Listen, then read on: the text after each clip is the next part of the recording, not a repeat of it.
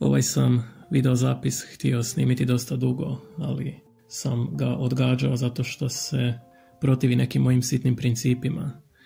Za početak, ja ne vjerujem u koncept države, o čemu sam govorio dosta često. Za mene je država neka fikcija koja nas uporno tjera u grobove, u ratove, koju trebamo dakle nadrasti što je prije moguće. Međutim, primijetio sam isto tako, odnosno bilo tko je imalo iskren primijetit će da je država također nekakva realnost. I s obzirom da je država nekakva realnost, u toj igri u kojoj države postoje, nije isto slijediti ideologiju jedne ili druge države. Sa tim ću dakle započeti ovu kratku analizu konflikta u Ukrajini, znači ovaj rusko-ukrajinski rat. Pokušat ću ga analizirati što je kraće moguće. Nadam se da neće ovo trajati satima. I pokušat ću donijeti neke zaključke i objasniti zašto sam te zaključke donio. Moja teza ili moj zaključak je: Rusija će izgubiti rat. Znači, rat je izgubiv i Rusija će ga izgubiti. Unatoč tomu što se inače filozofski kaže da je nemoguće u ratu pobijediti, u ovom slučaju, u toj realnosti država, jer ako prihvatimo da države postoje, ako prihvatimo svu tu fikciju za stvarnost, u tom kontekstu rat se vodi i rat će jedna strana izgubiti, a ta strana je Rusija. I sad ću pokušati iznijeti neke razloge koji možda će vam biti racionalni, a možda ne.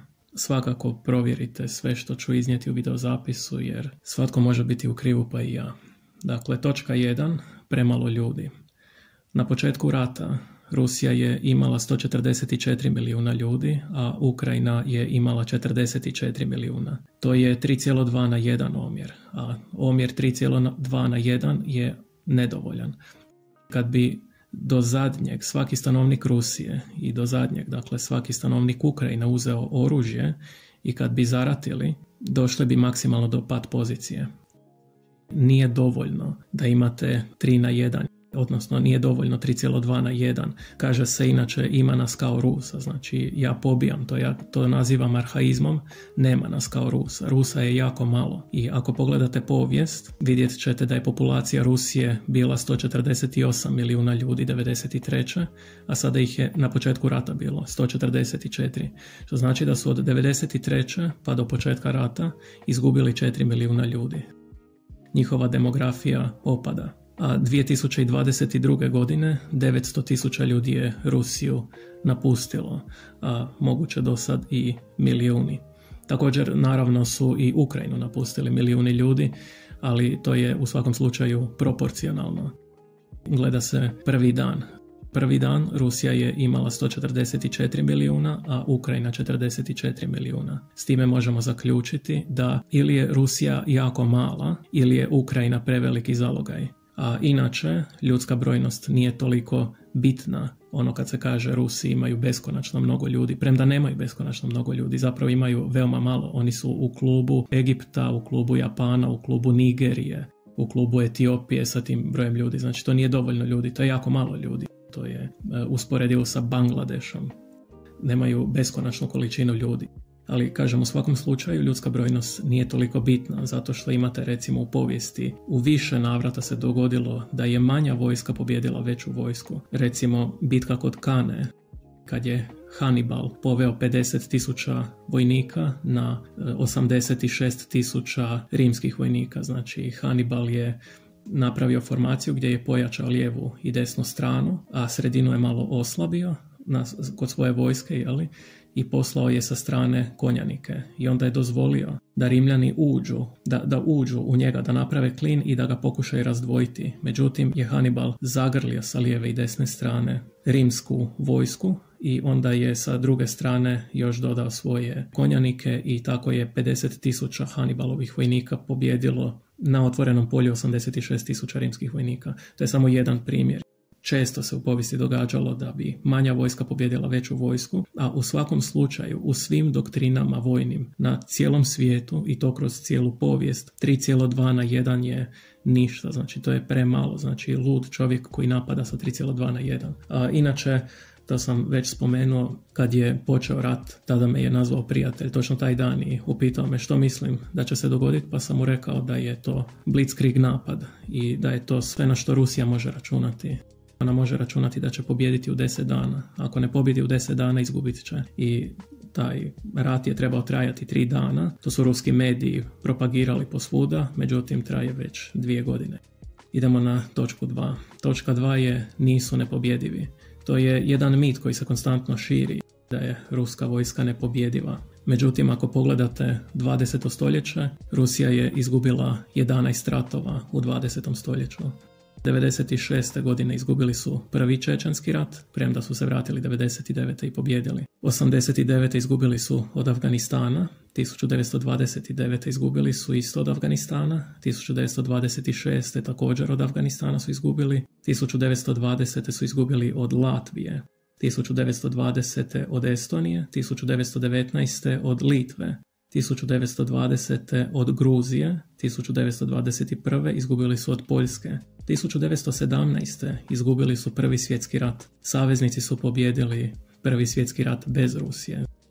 To valja napomenuti da je Rusija izgubila Prvi svjetski rat. I 1905. godine izgubili su od Japana, što je kasnije i dovelo do pada Romanovih.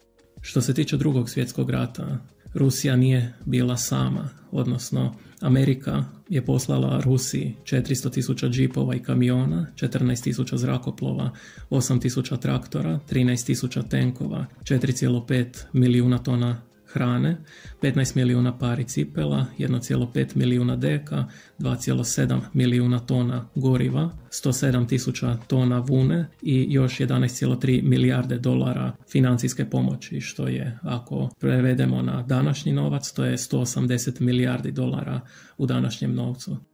Amerika je sve to poslala Rusiji, tako da se Rusija nije sama branila od Njemačke. Bez američke pomoći, znači bez ovog što sam sad naveo, Rusija bi vjerojatno izgubila. Inače, u eseju lekcije na 75. godišnjicu Drugog svjetskog rata Putin kaže da su nacisti pobjeđeni isključivo sovjetskim snagama, što inače nije istina. U tom istom eseju kaže da je Drugi svjetski rat uzrokovao nepravedan Versaljski ugovor, a to me inače podsjeća na Gombića koji u svojoj kratkoj povijesti svijeta tvrdi isto, znači u vremenu kad je to pisao, a onda u pogovoru desetljećima kasnije kaže da je bio u krivu, da nije znao da je u pitanju nacistička propaganda, što znači da Putin se u svom eseju lekcija na 75. godišnjicu Drugog svjetskog rata služio nacističkom propagandom. Čak je u istom eseju okrivio Poljsku za napad Reicha. Međutim, valja napomenuti da to kad Putin kaže da su nacisti pobjeđeni isključivo sovjetskim snagama, valja napomenuti da je postojao Molotov-Ribbentropov pakt, da su Rusi zajedno sa Reichom podijelili Poljsku i što više da je SSSR 1940. pokušao ući u trojni pakt, ali ga je Hitler odbio. Naravno, SSSR je tražio nekakve ustupke, znači dozvolite nam to i to Hitleru nije bilo po volji, pa je zato odbio. Putin kaže u svom eseju, znači čak i spominje da je SSSR pokušao ući u trojni pakt, međutim Putin kaže da je to namjerno, znači namjerno su tražili toliko ustupaka zato što nisu htjeli da se učlane u trojni pakt, međutim to je u biti nekakva pseudopovijest. Logički je da je SSSR htio ući u trojni pakt zato što je sa Hitlerom podijelio Poljsku. Inače, što se tiče Molotov-Ribbentropovog pakta, to me podsjeća na Hitchensa koji je sastanak u Karađorđevu između Tuđmana i Miloševića nazvao mini Molotov-Ribbentropovim paktom u svojoj knjizi Letters to a Young Contrarian. Međutim, valja znači napomenuti da je Rusija gubila ratove, a to je dovoljno i otvoriti rat i mir i onda ćete vidjeti paljenje Moskve i svašta, jel? A što se tiče nacističke propagande, znači Hitler je imao milion razloga, on ih je u hodu izmišljao. Ovo što je Putin naveo da je Versaljski ugovor uzrokovao Drugi svjetski rat, sam Hitler je u svom govoru 30.1.1940. rekao da je glavni razlog, znači to je bilo u Berlin Sport Palast, u toj dvorani, on je rekao da je glavni razlog da glavni uzrok Drugog svjetskog rata u biti prevelika količina ljudi u Njemačkoj. Znači on je tvrdio da je 140 ljudi na 1 kilometru kvadratnom i da se guše, da je to previše i tako dalje. Što je ludost, jer recimo danas Njemačka ima 233 osobe po kilometru kvadratnom, a u mnogim državama je gustoća i 1000 i više od 1000. Znači Hitler je izmišljao razloge u hodu, a u tom recimo primjeru gdje je rekao da je previše ljudi, to je regurgitacija starih ideja koje je još Engels pobio. Engels je to pobio u svojem eseju Nacrt za kritiku nacionalne ekonomije 1844. godine. U tom eseju Engels je rekao: Malthus, začetnik te teorije, tvrdi da stanovništvo stalno vrši pritisak na sredstva za izdržavanje, tako da se stanovništvo u istom razmjeru povećava u kojem je produkcija porasla i da je uzrok sve bijede, svih poroka, stanovništvo inherentna tendencija da se uveća iznad raspoloživih sredstava za izdržavanje. Nastavlja dalje: posljedice su toga izvođenja sljedeće. Budući da su upravo siromasiti prekobrojni, za njih ne treba ništa činiti osim da im se olakša smrt od gladi. Koliko je to moguće, da ih se uvjeri kako se ništa ne može promijeniti i da za čitavu njihovu klasu nema nikakva spasa, osim da se što je moguće manje razmnožavaju, ili, ako to ne ide, onda je još uvijek bolje da se osnuje jedna državna ustanova za bezbolno ubijanje djece siromaha, kao što je predložio Markus. Naime, da na svaku radničku porodicu smiju doći 2,5 djeteta, a što bude više, da se bezbolno ubije. Engels kaže: treba li još dalje da izvodimo tu gnusnu, podlu doktrinu, tu odvratnu blasfemiju protiv prirode i čovječanstva? Treba li još dalje da slijedim njene konzekvencije? Ovdje smo konačno doveli nemoralnost ekonomista do njena vrhunca. Što su svi ratovi i užasi monopolskog sistema prema toj teoriji? I upravo je ona završni kamen liberalnog sistema slobode trgovine, čiji pad povlači za sobom cijelu zgradu. Jer ako je konkurencija ovdje dokazana kao uzrok bijede, siromaštva, zločina, tko će se odvažiti reći još koju riječ u njenu zaštitu? Engels zaključuje: veličina zemljišta je ograničena, u redu. Radna snaga koja se upotrebljava na toj površini raste sa stanovništvom. Pretpostavimo čak da povećanje prinosa uslijed povećanja rada ne raste uvijek razmjerno prema radu. Tada ostaje još treći element, znanost, koja ekonomistu naravno nikada ništa ne znači, a njezin napredak tako je beskrajan i barem isto tako brz kao porast stanovništva. Smiješno je, međutim, govoriti o prenaseljenosti sve dotle dok dolina rijeke Mississippi ima dosta neobrađene zemlje da bi se tamo moglo prenijeti cjelokupno stanovništvo Europe. Dakle, Engels je još pobio sve to 1844. u svom nacrtu za kritiku nacionalne ekonomije. Zatim idemo na točku 3, a ona je molon labe, to je na grčkom dođite i uzmite ga. To je kad su Perzijanci došli do Grka i rekli: Grci, predajte svoje oružje, a Grci su odgovorili: dođite i uzmite ga. Kažu: Rusija je premoćna, pobijedit će, ako želi nešto to će dobiti. Pustite nas da pobjedimo, jer ćemo vas inače pobijediti. A Ukrajinci u zadnje vrijeme u biti kažu: u redu, pobijedite nas. Ruski komentatori kažu: Krim pripada jačoj strani, zato pripada Rusiji. Ali ukrajinski komentatori u zadnje vrijeme tvrde: u redu, ako pripada jačemu, u čemu je problem? Ako ste jači, onda nemate nikakvih briga. Međutim, kao što smo vidjeli, to osvajanje, taj rat koji je trebao trajati 3 dana, mrvicu se odužio. Točka 4. Mali BDP, odnosno nominalni mali BDP. Na per capita nećemo ni ulaziti zato što je smiješno i govoriti. Ali nominalni ruski BDP. Rusija je 11. u svijetu po nominalnom BDP-u. Ima manji BDP od Italije. Ona je dakle 5. u Europi po BDP-u. Prvi je SAD sa 28 bilijuna dolara, druga je Kina sa 18, pa Njemačka sa 4, pa Japan sa 4, pa Indija sa 3,9, pa Ujedinjeno Kraljevstvo sa 3,4, pa Francuska sa 3,1, pa Brazil sa 2,3, pa Italija sa 2,3 i onda Kanada sa 2,2 trilijuna dolara i onda Rusija sa 2,0 trilijuna dolara. Što znači Rusija ima suviše mali BDP, ona nema vječnu količinu novca, nema beskonačnu količinu novca. Znači 11. BDP u svijetu, 5. u Europi. Zatim idemo do točke 5, malo ulaganje u vojsku. Amerika svake godine uloži u vojsku više nego sljedećih 10 do 15 zemalja zbrojeno. Zadnji put tako nije bilo 1986. godine, dakle prije 38 godina.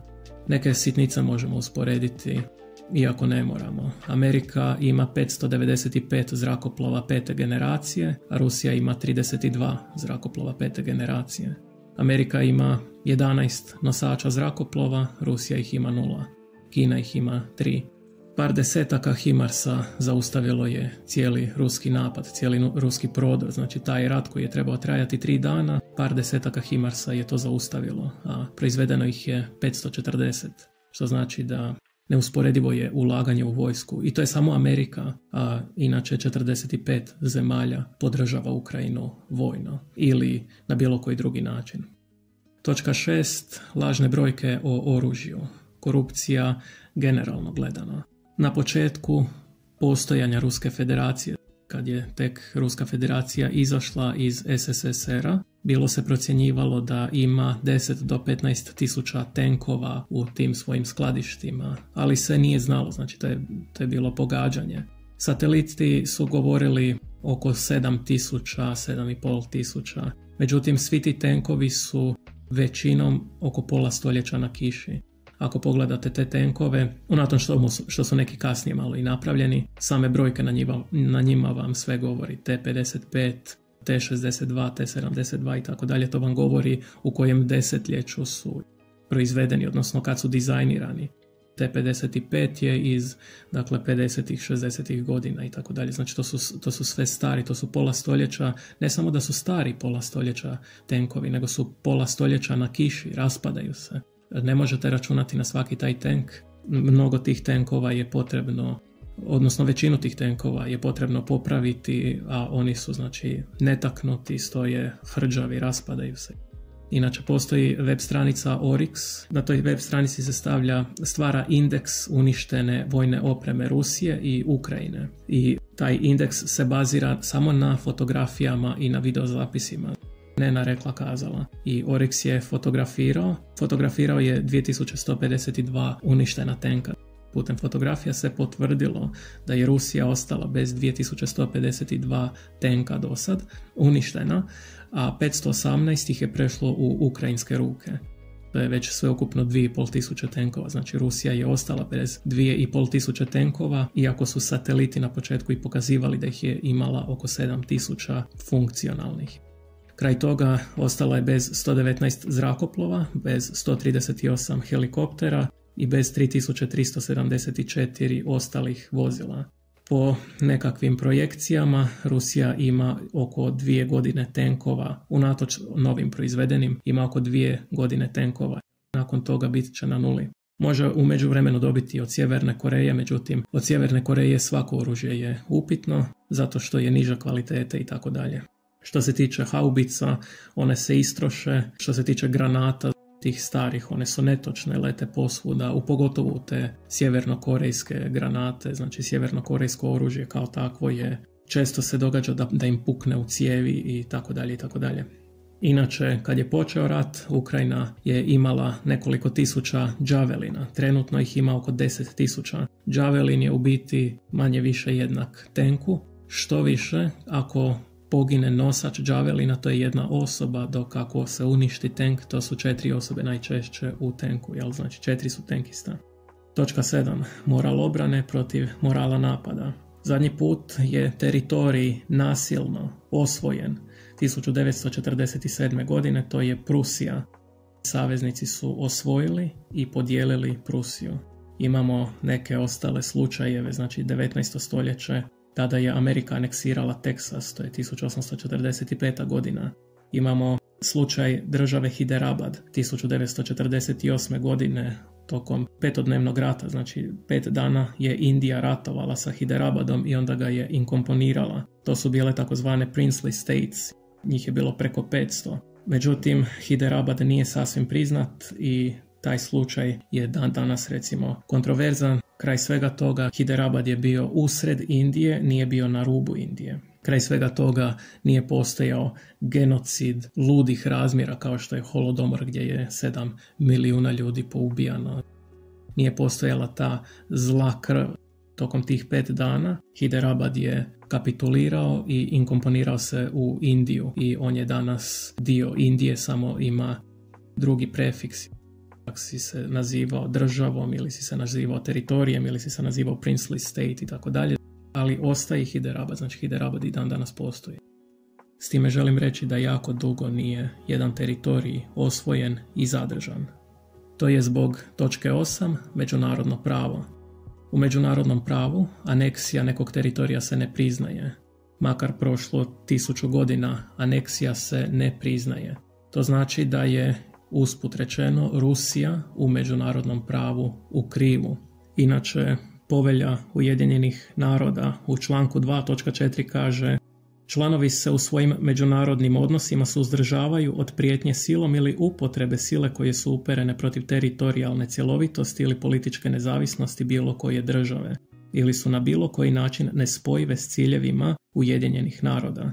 U rezoluciji Generalne skupštine Ujedinjenih naroda 3314 29 godine 1974. u članku 5.3 piše: niti jedno teritorijalno osvojenje ili posebna prednost dobivena agresijom neće se smatrati zakonitom niti će biti priznata kao takva. Što znači da je, dakle, Rusija po međunarodnom pravu u krivu. Inače, u svom eseju o povijesnom jedinstvu Rusa i Ukrajinaca Putin piše: republike koje su bile utemeljitelji Unije, nakon što su se odrekle ugovora o Uniji iz 1922. godine, moraju se vratiti u granice koje su imale prije pridruživanja Sovjetskom savezu, kaže pravni stručnjak Anatolij Sobčak. Putin pojednostavljuje: drugim riječima, kad odlaziš, odnosiš što si donio sa sobom. Putin hoće reći da Ukrajina nije imala Krim prije ulaska u Sovjetski savez, a onda je u Sovjetskom savezu 1954. godine Krim pripojen Ukrajini. Međutim, ako svaka zemlja koristi istu tu logiku, mnoge zemlje će imati pravnu bazu iredentizma. Recimo, Putinova logika dozvoljava NDH ili u najmanju ruku dozvoljava prvu Jugoslaviju ili prije nje Austro-Ugarsku. Putinova logika onemogućava status quo i jednoj državi koja je izašla iz nekog saveza ili federacije u kojem su joj se promijenile granice. Po Putinovoj logici, recimo, Italija ima pravo na Istru i Dalmaciju. Drugi problem, Rusija je priznala Ukrajinu 2.12.1991. godine u granicama koje sadržavaju Krim. A treći problem je naravno pitanje koliko godina treba ići u prošlost, jer ako ćemo tako ići u prošlost, vidjet ćemo da sve pripada, Rimskom carstvu. S time želimo reći da je Putin iz perspektive međunarodnog prava sam. On se, u svojem eseju pozvao na ruskog pravnog stručnjaka Anatolija Sobčaka, nije se pozvao na mnogo njih, niti se pozvao na pravne stručnjake iz drugih zemalja i tako dalje. Osim toga, što pravni stručnjak kaže, apsolutno je nebitno dokle god je ratificirana Povelja Ujedinjenih naroda od strane svih država članica. Povelja Ujedinjenih naroda je primat, ona je glavna, ne može se ići protiv nje. Inače, zanimljivo, ako će se poslušati Putina, onda Amur oblast i Primorski kraj treba vratiti Kini, zato što je to aneksirano ili ti anektirano. Meni se više sviđa aneksirano, jer je anektirano od Kine 1860. godine, znači između 1858. i 60. Rusija je anektirala to od Kine. I danas se u biti čak tiskaju sve više zemljovidi, dakle karte u Kini, gdje se na ruskom teritoriju ruske gradove u biti naziva kineskim imenima. Što se tiče samog Krima, njegova povijest je u biti cijeli jedan bučkuriš. Sve počinje od države Kijevan Rus. U tom eseju o povijesnom jedinstvu Rusa i Ukrajinaca Putin u biti implicira, on istovremeno implicira da je to zajednički predak, ali i da je predak Rusije, odnosno da je Rusija glavni nasljednik, jer on to implicira. Međutim, Kijevan Rus je zajednički predak, a Krim je dio Kijevan Rusa, što znači da Krim ne pripada ni Rusiji ni Ukrajini posve. Odnosno, ni jedna ni druga država ne može reći nama pripada Kijevan Rus, zato što ako Rusija kaže naš predak je Kievan Rus i zbog toga mi imamo pravo na Krim. Isto tako Ukrajina može reći naš predak je Kievan Rus i mi imamo pravo na Moskvu, zato što se Kievan Rus širio do Moskve. Znači jedna i druga država mogu stvoriti bazu iredentizma na osnovu asociranja sa Kievan Rusom. Međutim, obje države zapravo su iz kolijevke Kievan Rusa. Kievan Rus, kad je nestao, tada su došle i zlatne horde i onda su mijenjale, znači Krim je mijenjao ruke konstantno. Bio je neko vrijeme i otomanski, bio je neko vrijeme i engleski, bio je neko vrijeme tatarski, tako da ako se gleda u prošlost, može se kopati u prošlost jako daleko, međutim prošlost je nebitna, zato što Krim je ukrajinski od 1954. godine, a 1974. godine Ujedinjeni narodi prestaju prepoznavati ikakve aneksije. A zna se zašto se to čini. To se čini zbog međunarodnog prava, jer međunarodno pravo je dovelo do Pax Europeje, dovelo je do prestanka svjetskih ratova. Nema prvog svjetskog rata više, nema drugog svjetskog rata, nema novih svjetskih ratova. Znači međunarodno pravo je u biti zaustavilo svjetske ratove. S tim se sam Putin slaže u svom eseju Lekcije na 75. godišnjicu drugog svjetskog rata, gdje kaže da ukoliko bi se ukinulo međunarodno pravo, Ujedinjeni narodi bi se sveli na Ligu nacija i propali bi. Točka 9. Selektivno mobiliziranje sirotinje. Rusija trenutno najviše mobilizira ljude iz siromašnih republika i zbog toga bi moglo doći do političke nestabilnosti u tim republikama i moglo bi doći čak do građanskog rata, do odcijepljenja. U svakom slučaju to dovodi već sada do određene nestabilnosti, jer već sada postoje separatističke političke grupacije, neke se čak bore u Ukrajini. Što se tiče ruskih federalnih subjekata, zanimljivo je da Rusi nisu većina u mnogim svojim federalnim subjektima. Znači u Republici Baškiri Rusi čine 37%, u Republici Čečeni Rusi čine 1,2%, u Republici Čuvaši Rusi čine 30,7%, u Republici Dagestan čine 3,3% populacije, u Republici Ingušetiji čine 0,7%, u Kabardino-Balkari 19,8%, u Republici Kalmiki 25,7%, u Republici Karčajevo-Čerkezi 27,5%, u Republici Sjeverna Osetija, odnosno Alanija 18,9% čine Rusi, u Republici Jakutiji iliti Sahi 32,6%, u Republici Tatarstan Rusi čine 40,3% populacije, u Republici Tuvi 10,1% populacije, odnosno u 12 od 21 republike Rusi su manjina, odnosno od 83 federalna subjekta u njih 12 Rusi su manjina. A ako govorimo o labavoj većini, zato što u mnogim državama su Rusi labava većina, ja definiram labavu većinu sa brojkom manjom od 70%. To je recimo Republika Adigeja, tamo Rusi čine 64%, Republika Burjatija 64%, Republika Altaj 53,7%, Republika Komi 69,7%, Republika Mordovija 52% su Rusi. U Republici Udmurti 67,7%. U Astrahanskoj oblasti Rusi čine 57%. U Nenečki autonomnom okrugu Rusi čine 69,6% i u Čukotski autonomnom okrugu Rusi čine 54,2% i u Jamalsko-Nenečki autonomnom okrugu Rusi čine 62,9%. Znači ako se još dodaju te države u kojima je Rusija labava većina, onda vidimo zapravo da Rusija ne drži baš čizmu na tim narodima kao što nam se čini ili kao što pokušavaju projicirati. Izrazit ću to sa kvadraturom. Rusi nisu većina u sljedećem broju kvadrata. U 3.644.526 km kvadratnih. Znači u 3.644.526 km kvadratnih Rusi nisu većina. To je 21,3% ruskog teritorija. Znači, u 21,3% ruskog teritorija Rusi nisu većina. A ako tome dodamo labavu većinu, to je plus 2.768.661 km kvadratnih. Zbrojeno, U 6.433.187 km kvadratnih Rusi su ili manjina ili labava većina. To je 37,6% teritorija.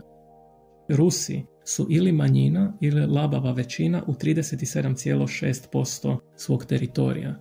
Znači, valja napomenuti da nije mnogo potrebno kako bi se sve to destabiliziralo. Tome naravno ide u prilog i činjenica da u Rusiji postoji preko 100 secesijskih propozicija. Recimo da se odcijepi Sibirska republika, da se odcijepi Čukotska republika, Čita republika i tako dalje, odnosno da se stvori i odcijepi. Postoji više stotina stranaka organizacija i militarnih organizacija koje traže odcijepljenje. Ako se pitate tko brine u vezi toga, zašto bi se itko brinuo u Rusiji u vezi toga, Rusi ne brinu, odgovor je Putin brine o tome i o tome je Putin pisao da se to ne smije dozvoliti, zato što ako se to dogodi, a kaže da je to realna opasnost, Rusija će doživjeti kolaps i nestat će u biti sa lica zemlje, znači doći će do građanskog rata i tako dalje. Putin je o tome pisao. Inače, što se tiče vojski, ovo su samo neke. Postoji Sibirska osloboditeljska vojska, one žele nezavisnost Sibirske republike. Postoji Čukotska fronta, oni žele nezavisnost Čukotske republike. Postoji Dalekoistočna narodna fronta, oni žele nezavisnost Dalekoistočne republike. Postoji Evenkijska nacionalna fronta, oni žele nezavisnost Evenkijske republike. Postoji Al-Tatarski javni centar, oni žele nezavisnost Tatarstana. Postoji Kubanska kozačka vojska, oni žele nezavisnost Kubanske republike. Postoje čečenski separatisti, oni žele Čečensku republiku. Postoji Inguš nacionalna fronta i Inguške samoobrambene snage, oni žele nezavisnost Ingušetije. Inače, trenutno u Ukrajini ratuje najmanje 12 separatističkih bataljona. Neki žele nezavisnost Dagestana, neki Čečenije, neki Sibira, neki Karelije, neki Baškirije i tako dalje. Od njih Ukrajina je trenutno prepoznala nezavisnu Čečeniju. Čečeniju je Ukrajina prepoznala kao okupiranu državu od strane Rusije, a u procesu je prepoznavanja i Tatarstana i Baškirije. Zatim valja napomenuti da postoje u Rusiji partizani koji su od početka rata do sada izazvali najmanje 122 požara, odnosno eksplozija. To su rafinerije, željezničke pruge, skladišta oružja i tako dalje. Zapalili su 107 regrutskih centara, odnosno vojnih komisarijata. Od 2022. do danas je uhapšeno oko 20.000 antiratnih prosvjednika. 2022. procjenjuje se da je oko 900.000 ljudi napustilo Rusiju kad je došlo do mobilizacije. Među njima je 50 do 70.000 ljudi iz IT industrije, što znači da je došlo do odljeva mozgova. Tokom mobilizacije ljudi su nepripremljeni poslani na front, a inače procjena je da su svi od onih originalnih 200.000 ljudi koje je Rusija poslala na front prvog dana invazije, da su svi oni sada mrtvi.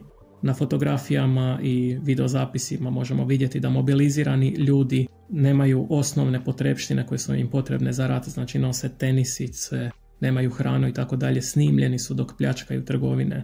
Oni sami snimaju videozapise tražeći pomoć u hrani, u oružju i to je dosta često, znači ima nekoliko desetaka takvih videozapisa. Postoje također presreteni privatni razgovori između vojnika i njihovih obitelji, znači kad vojnik razgovara sa mamom, sa bratom i tako dalje, i tamo govore u biti o očaju, govore o tomu da su ostavljeni, da su poslani u mljevilicu, u klaonicu i tako dalje. To znači nam govori da ljudi u Rusiji nisu baš na strani same Rusije, na strani samog tog osvajanja. A što se tiče količine ljudi s kojom Rusija raspolaže, o tome nam dosta govori činjenica da je Putin tražio pomoć Irana i da sada traži pomoć Sjeverne Koreje.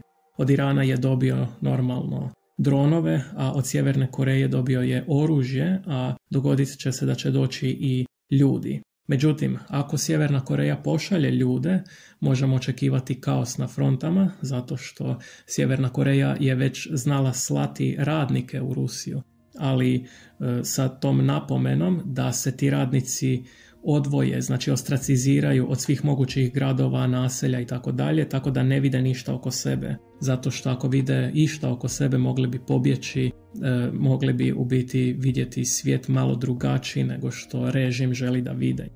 Što znači da možemo očekivati da će sjevernokorejski vojnici pobjeći sa fronte u dosta velikoj količini ako se to dogodi. Također valja napomenuti da postoje razlike u jeziku i u vojnoj doktrini, znači to su nepremostive u biti razlike. Tim više što danas mi u 21. stoljeću imamo te mobitele, pa postoje čak i snimke gdje ruski vojnici jedni sa drugima u biti razgovaraju putem mobitela, zato što u Rusiji postoji mnogo jezika i onda jedan čovjek govori recimo kineski, a Rus govori ruski i oni se ne razumiju, pa putem mobitela se pokušavaju sporazumjeti. Međutim, sjevernokorejski vojnici nisu navikli na takvu tehnologiju i onda bi im to bilo malo i strano, malo drugačije, trebalo bi im vremena da se naviknu na sve to. Što se tiče samih sjevernokorejskih vojnika, oni nerijetko bježe u Kinu i u Južnu Koreju. Zadnji, recimo, dosta poznat slučaj je bio kad je Oh Chong-song pobjegao 2017. godine. Našli su ga neuhranjenog sa parazitima, što znači da nam to dovoljno govori o stanju sjevernokorejskih vojnika. Točka 10. Treba im ostati oružja za obranu. U ovom trenutku, znači dok ja snimam ovaj videozapis, Rusi su potrošili 42% svih tenkova po određenim satelitskim procjenama. Rusija je inače okružena državama koje bi je mogle napasti, recimo Kina, zato što su određeni ruski teritoriji zapravo anektirani od Kine. Sjeverna Koreja bi mogla napasti, to je zanimljivo. Pogotovo ako bi slanje vojnika u Ukrajinu destabiliziralo Sjevernu Koreju, tada bi Kim Jong-un morao stvoriti nekakav rat, nekakvu nestabilnost kako bi konsolidirao svoj režim iznova. I također valja napomenuti da Sjeverna Koreja nema baš ni hrane i da bi ti sjeverni teritoriji, znači teritoriji iznad Sjeverne Koreje, da bi joj mogli pomoći, zato što Sjeverna Koreja je imala dosta problema sa hranom s obzirom da im je zemlja smrznuta i tako dalje. Znači Sjeverna Koreja ne bi joj bilo loše širiti se gore, u pogotovu ako se Rusija ne bi branila. Znači u jednom trenutku Rusija bi mogla biti preslaba i države koje ju okružuju bi mogle zaključiti da ako je već preslaba da to mogu kao na pladnju uzeti sebi. Kina bi znači mogla uzeti, Japan bi čak mogao uzeti ili Turska, Gruzija bi mogla napasti, Azerbajžan bi mogao napasti. Znači Rusija je u biti kao ranjeni umirući medvjed okružen vukovima. Oni bi svi mogli raskomadati Rusiju ukoliko Rusija ne ostavi oružja i za obranu. A ovim tempom Rusija ide do zadnjeg, u biti do zadnjeg šalje u Ukrajinu. Što znači da se jednostavno mora računati i na to da određena količina oružja mora ostati u Rusiji. I to čak je zanimljivo da neke pacifističke zemlje bi mogle napasti, odnosno zemlje koje se čine da su pacifističke, recimo Kazahstan. Kazahstan bi mogao napasti Rusiju zbog Aralskog mora, zato što je Aralsko more najveći politički problem u Kazahstanu. Ono se smanjuje zbog ruskog irigacijskog sistema zadnjih mnogo desetljeća i ako Rusija oslabi, Kazahstan bi mogao izvršiti invaziju na Rusiju i zauzeti kontrolu nad tim irigacijskim sistemom i napuniti ponovno Aralsko more. Svakako znači Rusija je okružena državama koje imaju interes napasti ju ukoliko Rusija bude slaba. Točka 11. Postojali su desetljećima bez Krima. Krim im nije temelj egzistencije i bez Krima imaju 800 km obale Crnog mora. To valja napomenuti. I to nije samo Krim, nego uopće Ukrajina. Znači Rusi su postojali desetljećima i bez Krima i bez Ukrajine. I bilo im je dobro. Nemaju razloga osvajati. Rusija je i bez toga najveća država na planeti Zemlji upravo sada. A to kad se kaže da oni nemaju izlaz na tople vode, to je u biti neistina. Znači oni imaju 800 km obale Crnog mora, ako već isključimo sve ove ostale obale. A zbog klimatskih promjena sve više u biti te smrznute obale se odleđuju i otvaraju se ponovno putevi. A osim toga Rusija je i pomoću razbijača leda sebi stvarala puteve, tako da im to zapravo nikad nije bio toliki problem. Rusija dakle ima tih 800 km obale na Crnom, odnosno Azovskom moru, a to što se tamo nalaze njive, ako pogledate putem satelita, to je njihov problem. Oni mogu sebi napraviti luke tamo ako baš toliko žele, ako im je baš toliko do toga stalo. Međutim, stvar je u casus belliju, a do tog ću doći. Točka 12. Rusi vole Putina. To je glupost. Znači, niti jedan građanin, niti jedne zemlje ne voli svog političara. Znači, političar je fokus mržnje u svakoj zemlji. Znači, unatoč anketama koje kažu drugačije, građani uvijek mrze svoje političare, svoje premijere, svoje predsjednike. Znači, Rusi ne vole Putina. To je jednostavno činjenica. Kad ste zadnji put vidjeli da ljudi vole hrvatskog premijera? Ista stvar je znači u Rusiji. Mislim, sam Zelenski recimo nije bio toliko voljen prije same invazije. To je uobičajeno, to je normalno. Točka 13. Propaganda. Putin kao kršćanin, premda je recimo 16 godina bio u KGB-u, a da bi čovjek bio 16 godina u KGB-u mora uglavnom biti ateist. Inače je Christopher Hitchens u jednoj svojoj knjizi, ne mogu se sjetiti točno koju je, bio citirao Georgea Busha, gdje je Bush rekao: nisam vjerovao ovom čovjeku sve dok nisam ugledao križ na njemu.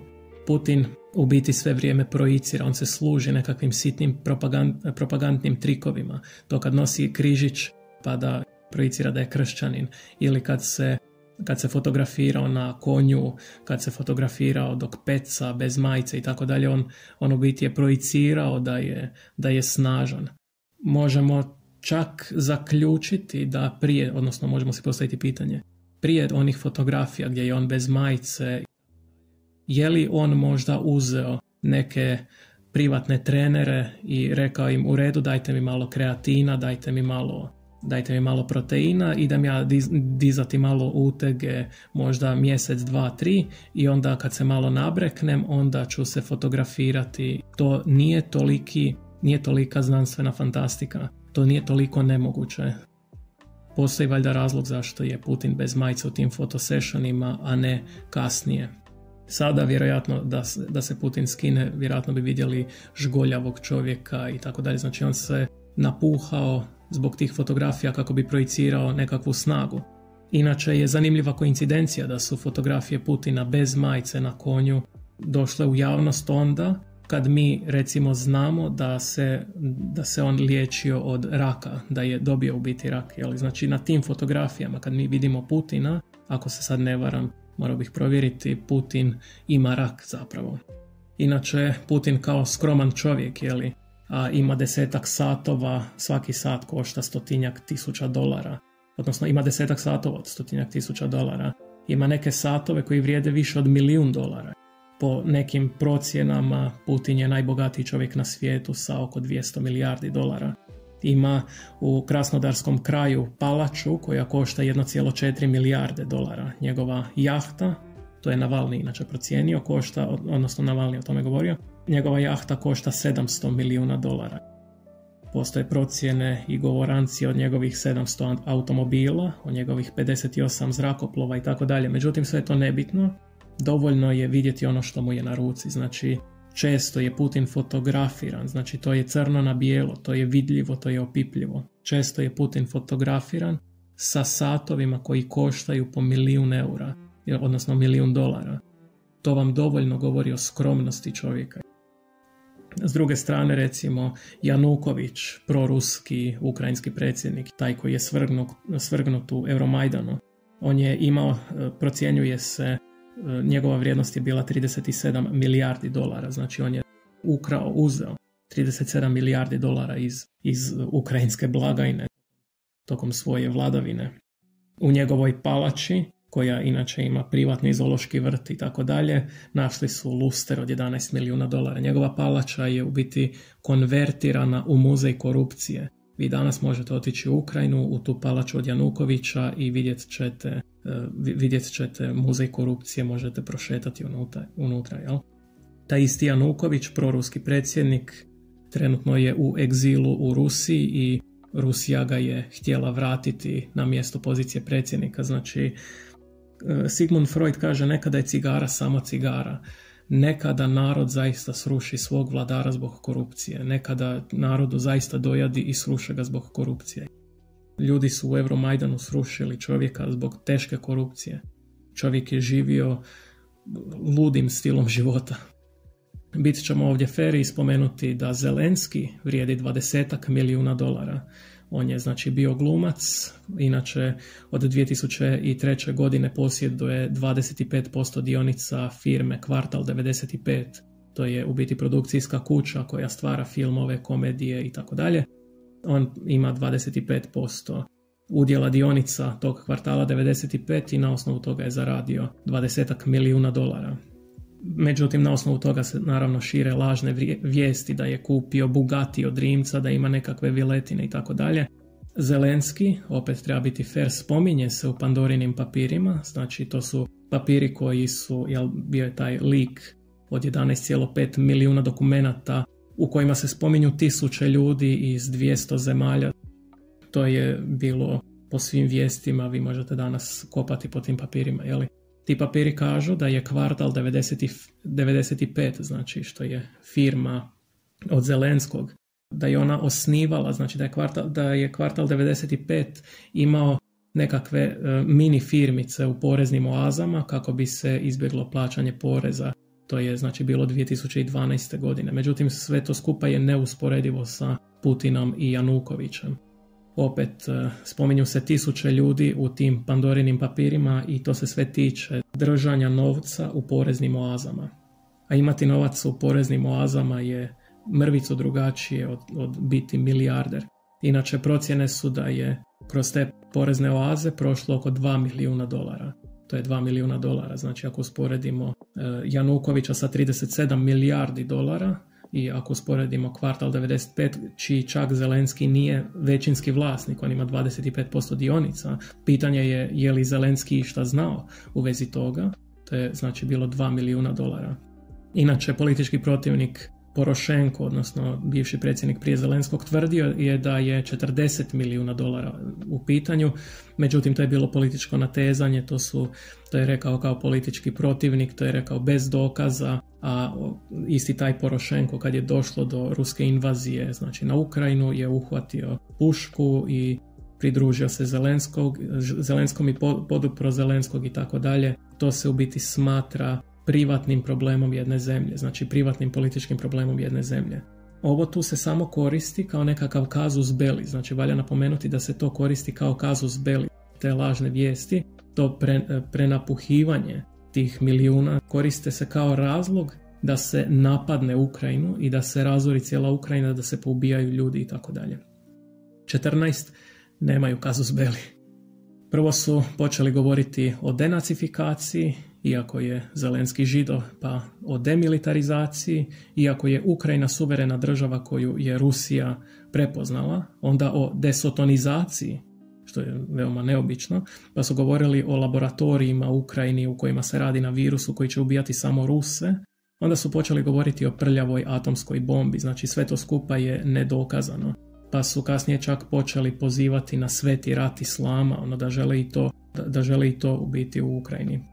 Inače, Timofej Sergejcev u svojem eseju Što Rusija treba učiniti sa Ukrajinom iz 2022. godine napisao je da je potrebno zabraniti ukrajinsko ime, da svakoga tko je za Ukrajinu je potrebno eliminirati, dakle poubijati sve vojnike, dužnosnike, civile koji su za Ukrajinu. Zatim se zalagao za nasilnu rusifikaciju, ispiranje mozga djeci, znači nasilna rusifikacija.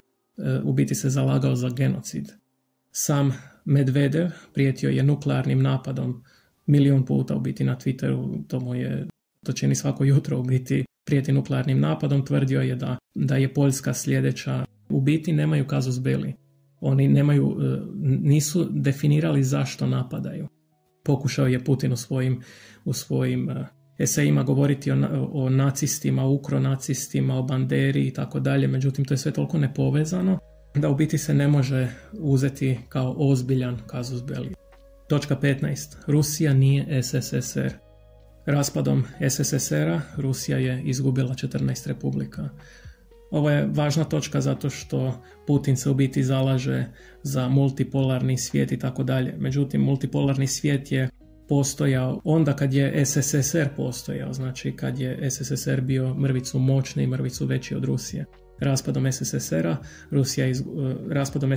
Rusija je ostala bez 14 republika na koje je inače mogla računati. Populacija je sa 290 milijuna pala na 144, znači to je 51% manje ljudi. Što se tiče teritorija, sa 22,4 milijuna kilometara kvadratnih teritorij je pao na 17,1 milijun kilometar kvadratnih, znači teritorij je 23,6% manji.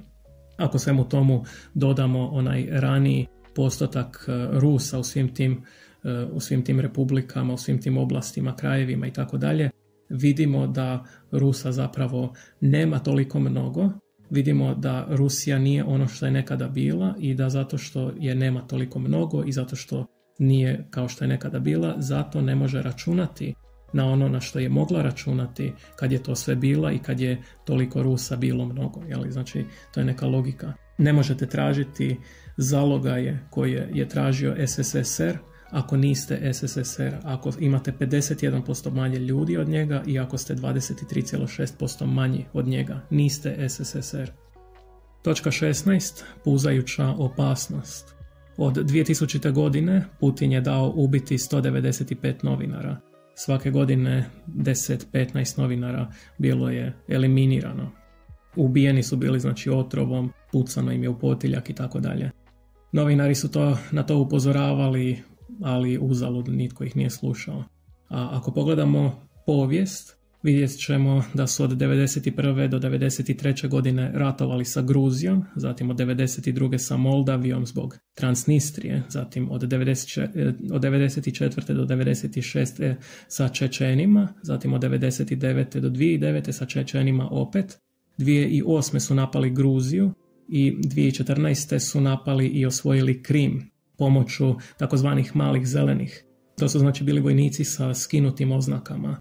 Putin je naravno to negirao, da ti mali zeleni nemaju veze sa Rusima i tako dalje.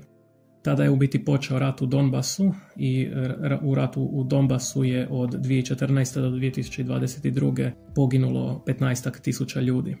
Od 2016. godine satelitske snimke su počele pokazivati skupljanje vojske na granici i ta vojska je rasla svake godine za par desetaka tisuća, 2022. godine rekli su da neće napasti i čak je Putin rekao ne ratujemo srijedom. Rusija ne ratuje srijedom. Sad nisam siguran je li Putin to rekao ili netko drugi, ali znam da je iz Rusije došla izjava mi ne ratujemo srijedom, kao nećemo napasti.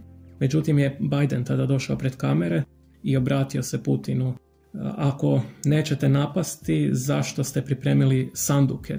Imamo dokaze da ste pripremili tih par tisuća sanduka, mislim da je 3000 sanduka u pitanju.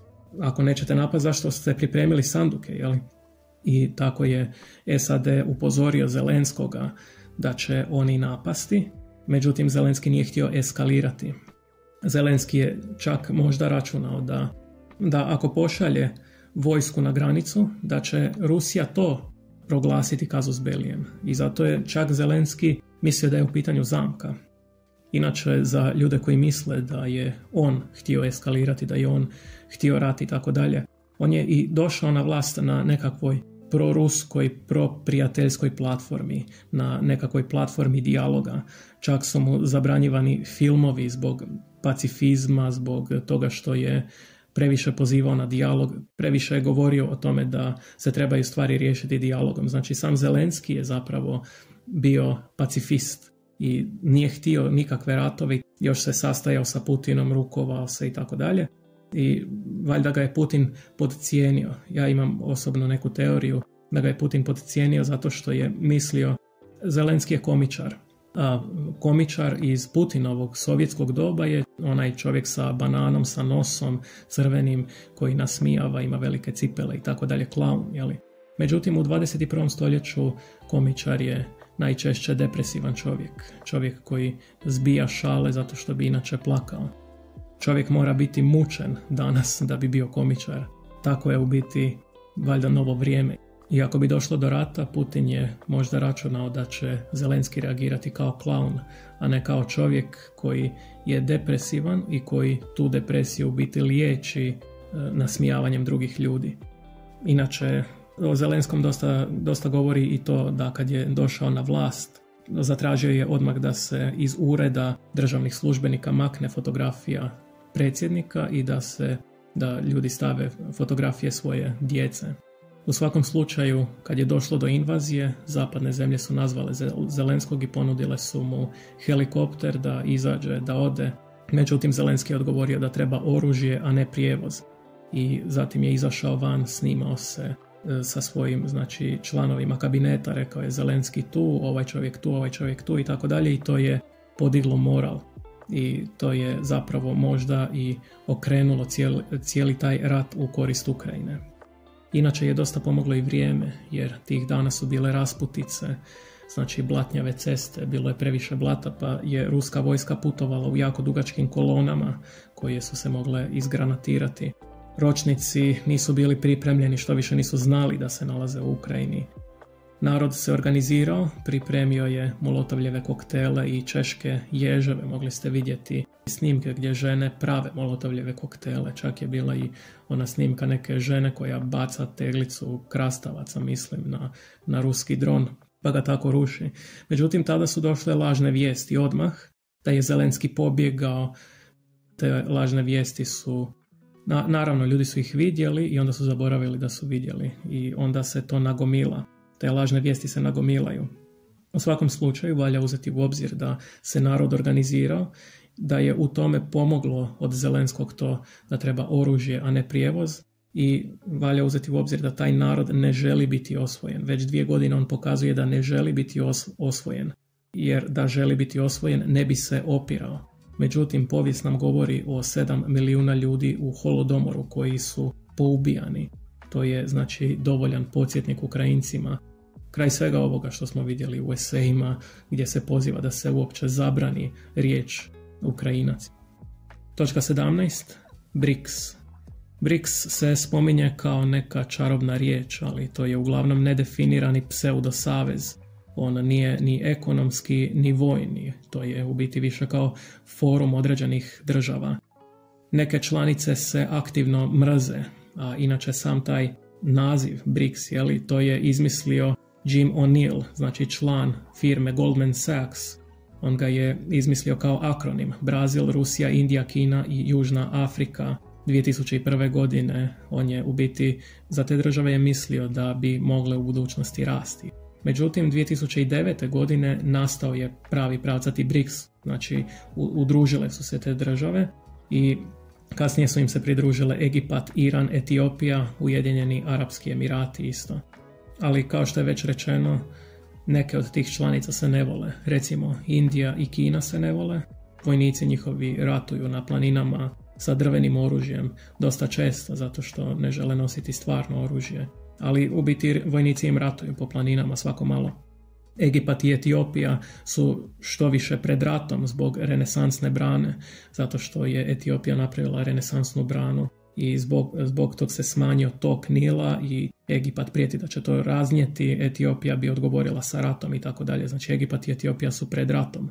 Iran i Ujedinjeni Arapski Emirati se ne vole, što više oni svojataju oboje 3 otoka u Perzijskom zaljevu: Abu Musa, Veći Tunb i Manji Tunb otoci. Također jedni su Suni, a drugi su Šija, a u zadnje vrijeme potpisivanje abrahamskih sporazuma sa Izraelom od strane Ujedinjenih Arapskih Emirata je dodatno zakomplicirao odnos Ujedinjenih Arapskih Emirata sa Iranom. Inače, BRICS nema ni zajedničku valutu, varaju se devalviranjem valute, oni se međusobno varaju, ne vole i tako dalje. A što se tiče njihove vrijednosti, oni vrijede 7 puta manje od G7, čisto u novcu. G7 vrijedi 317 trilijuna dolara, a BRICS 45 trilijuna dolara. Dakle, BRICS je u biti, rekli bi, neozbiljan. To su nazivali klubom diktatora. Ne slažu se čak ni oko ideologije. Teokracija Ujedinjenih Arapskih Emirata, komunizam Kine, demokracija Indije, plutokracija Rusije i tako dalje. Meni se čini da su oni opasnost po svijet samo ako uvedu zajedničku valutu, zato što će njezin krah, a do kraha će doći izazvati svjetsku recesiju. Do kraha će doći zato što nemaju zajedničku ideologiju. Ako pogledate G7, oni se makar slažu oko demokracije, znači pokušavaju promovirati demokraciju i nekakav liberalizam. Liberalna demokracija, to je ono što oni pokušavaju. G7, oko toga se slažu. U BRICS-u se ne slažu uglavnom oko ničega. U biti oni su grupa koja je ujedinjena u protivu Zapada i to je u biti to. Točka 18. Ideja da će Trump pomoći Rusiji. Dakle, Donald Trump je 2020. poslao u Ukrajini $250 milijuna. 2018. poslao je $200 milijuna. 2017. $350 milijuna. 2017. poslao je $560 milijuna Ukrajini. Još je Zelenskom u pozivu rekao, za razliku od mene, Obama ti je slao jastučnice. Što znači da Trump neće pomoći Rusiji. Sama činjenica da je pomagao Ukrajini prije same te invazije nam govori dosta. Ovdje valja napomenuti da je Ukrajina dobila vojnu i financijsku pomoć od 45 država. $118 milijardi samo u vojnoj opremi. Za isto vrijeme Rusija je uložila $109 milijardi u svoju vojsku, međutim to ulaže iz rezervi, a inače 300 milijardi, odnosno pola rezerve je smrznuto u zapadnim zemljama, a sad je dogovoreno da kamate na tih 300 milijardi idu Ukrajini, odnosno svih 300 milijardi će vjerojatno ići Ukrajini u obliku ratnih reparacija kad se rat završi. Inače, meni se čini da je Trumpov plan sve vrijeme bio blokirati pomoć Ukrajini kako ne bi pobjedila za vrijeme Bidenovog mandata. Trump je agitirao svoje republikance da blokiraju pomoć Ukrajini kako bi ta pomoć došla u što je kasnijem moguće periodu, zato da ako će pobijediti, da pobjedi onda kad Trump pobjedi. Znači Trump je računao zašto bi Ukrajina pobjedila sada i onda će 100% Biden dobiti novi mandat, ako mogu učiniti nekako, znači blokiranjem te vojne pomoći, ako mogu učiniti da Ukrajina pobjedi nakon izbora. Makar sada imam šanse pobijediti Bidena, to je prva točka, makar sada imam šanse pobijediti Bidena, ali ako Ukrajina pobjedi za vrijeme Bidenovog mandata, neću imati nikakve šanse pobijediti Bidena. Međutim, sada dok se to odugovlači, dok Ukrajina gubi i tako dalje, dok gubi teritorije, dok je blokirana pomoć, Bidenu pada podrška i ja mogu postati predsjednik i onda, tek onda ću znači dozvoliti da dođu svi ti paketi pomoći i onda će Ukrajina pobijediti u mom mandatu i sa time ću naravno osigurati sljedeći mandat nekom svom sljedbeniku iz MAGE. Da je Trump u protivu Rusije govori i to da je od Stoltenberga tražio da članice više ulažu u NATO. Znači on se bunio pred Stoltenbergom zašto Amerika toliko mnogo ulaže, a ostale članice ulažu manje. A inače je tražio i ukidanje Sjevernog toka 2. I onda se može postaviti pitanje, ako Trump toliko voli Rusiju, zašto je tražio ukidanje Sjevernog toka 2? To nam govori da ako je Rusija i pomogla, a vjerojatno jest pomogla da Trump dođe na vlast 2017. godine, ona svejedno nije imala utjecaja na njegovu politiku. A Trump kao takav, unatoč svemu što je rekao da će učiniti, zapravo je slijedio staru američku politiku. Znači sve što je Obama činio, on je to činio duplo i 3 put više. Dao je više novca u Ukrajini Trump nego što je Obama dao. A što se tiče samog NATO-a, to je isto potrebno kratko reći, on je od početka invazije do sada narastao za 2 članice, znači on isto raste. Točka 19. Zašto bi nas to trebalo zanimati? Ne želimo ukinuti međunarodno pravo koje je zaustavilo svjetske ratove i dovelo do Pax Europeje. Ne želimo da sutradan Mađarska ili Italija napadnu Hrvatsku. Inače, u jednom svom intervjuu Šešelj je rekao da nakon Ukrajine, znači kad padne Ukrajina ili da je pala Ukrajina, nakon Ukrajine slijedila bi Bugarska i Rumunjska, pa bi se spojila ruska vojska sa srpskom vojskom i onda bi se napala Bosna i Hrvatska.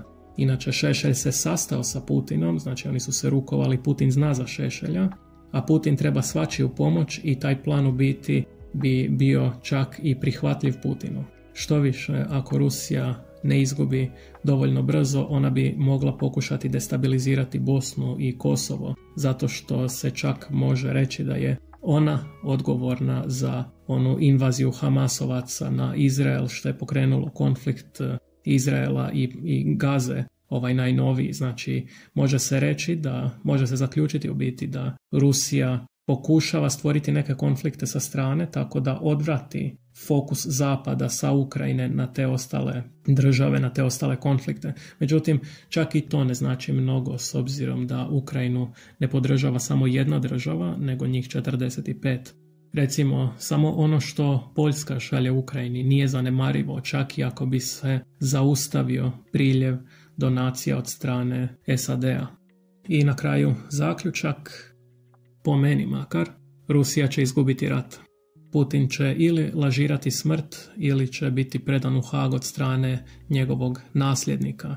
Jer njegov nasljednik, kako bi se pokazao u boljem svjetlu pred Zapadom, znači više demokratski, činit će određene ustupke i mogao bi predati Putina ICC-u.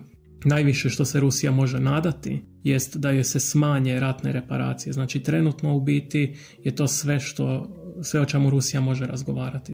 Rusija može samo tražiti manje ratne reparacije ili da se ukinu.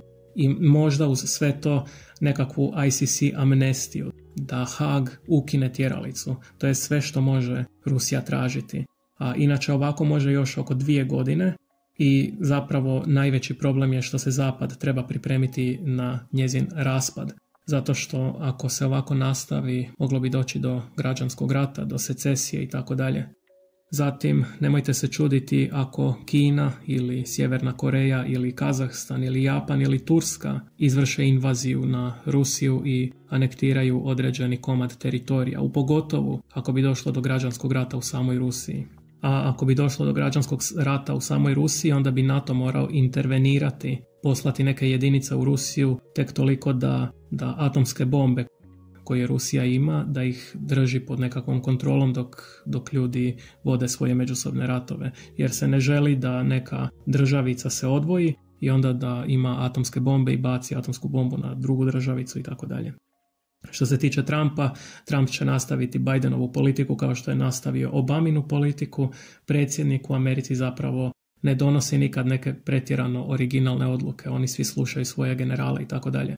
Razlikuju se samo u svojoj retorici, zato što tokom retorike, znači prije samih izbora obećavat će ovo ili će obećavati ono ili će slijediti ono što je popularno. Znači Trump u biti govori ono što je popularno. Tako je tvrdio lock her up, da će poslati Hillary Clinton u zatvor, a kad je dobio izbore je rekao da je Hillary Clinton učinila jako mnogo za Ameriku i tako dalje. Znači Trump je samo populist i on govori ljudima što žele ljudi čuti. On samo nanjuši ono što bi ga moglo dovesti do vlasti. U ovom momentu to je nekakav anti-ukrajinski sentiment, ali puno bolje od anti-ukrajinskog sentimenta je sentiment pobjede. Znači Trump će sada koristiti anti-ukrajinski sentiment kako bi došao do vlasti, a kad dođe na vlast onda će poslati puno više oružja Ukrajini, znači puno više i oružja i novca i svega i učinit će da Ukrajina što je prije moguće pobjedi u tom ratu.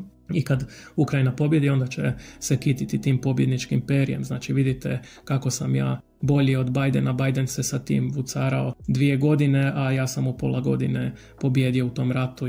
Da nije mene, Ukrajina bi izgubila. A sa samim Putinom bi nekako riješio znači te ratne reparacije ili čak odmrzavanje tog novca, ukidanje sankcija i maksimalno neke sitnice kao što je potpis da Ukrajina neće ići u NATO. Takve stvari. Znači Putin ovdje i ne treba toliko zadovoljiti sebe koliko svoje glasače. Neke stvari bi zadovoljile glasače, recimo ukidanje ratnih reparacija, odmrzavanje imovine, proglašavanje kraja denacifikacije i mogu čak reći ljudima, vidite, Ukrajina je potpisala, mi smo zapravo se sve vrijeme borili oko toga da Ukrajina potpiše, da neće ući u NATO, da neće ovo, da neće ono, da će biti neutralna i tako dalje, jeli? Tako da Putin ne treba mnogo u biti reći ruskom narodu da bi ruski narod to prihvatio i rekao u redu, ajde, dobre. Trenutno me zapravo Rusija podsjeća na Austro-Ugarsku, koja nije znala u biti što bi činila sama sa sobom, pa je krenula na Bosnu, krenula je anektirati Bosnu. To je inače dosta često da neka carstva ili nekakve države koje su umislile da su carstvo krenu na ekspanziju prije kolapsa. ruski propagandisti, ruski komentatori, panditi i tako dalje u biti često i govore to, znači oni otvoreno govore da je alternativa ekspanziji kolaps, dakle da oni to moraju činiti. Međutim, Rusija je do sada doživjela mnogo kolapsa, znači srušila se sama država milion puta i to je nije ni prvi ni zadnji put. I sa svim tim ću biti završiti sa nekakvom maksimom, a koja glasi: ne budi na strani onoga koje glovi Haag. Imamo ovdje jednu stranu koju podržava svijet, znači 45 država svijeta je dalo novac, dalo oružje i tako dalje, a imate drugu stranu koja je odvojena od cijelog svijeta, koja se druži s Iranom, sa Sjevernom Korejom i to je to koju vara i izrabljiva Kina. To je jedan čovjek rekao da smo sada vidjeli što je učinio top, ali trebamo pričekati da vidimo što će učiniti kraljica, misleći dakle na Kinu. Znači Kina će samo iskoristiti Rusiju. Biti sve te države koje okružuju Rusiju imaju određenog interesa u samoj slaboj Rusiji, u samom slabom ruskom teritoriju, a ruski teritorij će biti sve slabiji i slabiji. U svakom slučaju, dakle, jednoj strani pomaže cijeli svijet, a od druge se odriče cijeli svijet, udaljava se cijeli svijet. Jedna strana se druži sa liberalnim demokracijama, sa zapadom, sa nekakvim slobodama, u biti se zalaže za nekakve slobode, a druga sa Sjevernom Korejom, sa Iranom, znači sa nekakvim zatvorenim državama. Jedna strana ima slobodnu trgovinu, a druga strana je pod teškim sankcijama, znači u potpunosti zatvorena ekonomija. S jedne strane imate predsjednika, s druge strane nešto poput diktatora koji vlada od 2000. godine najmanje u biti. I također, naravno, jednog čovjeka svijet je više puta nominirao za Nobelovu nagradu za mir, a drugi čovjek je na tjeralici Haaga. Tako da, ako morate postaviti nekakvu okladu, sve to valja uzeti u obzir. Na kraju svega toga valja reći da je to sve u biti jedna velika i ružna tragedija i da je toliko ljudi u biti poginulo i da je to sve skupa beskorisno i da čovječanstvo mora preko svega toga prijeći što je prije moguće, zato što toliko smo već uništili zemlju i potrebno je popraviti zemlju, potrebno je ujediniti se, potrebno je neku zrelost pokazati, a ovo tu je zapravo sve skupa jedna igra djece u pijesku i to moramo nadrasti i sa tim ću biti i završiti.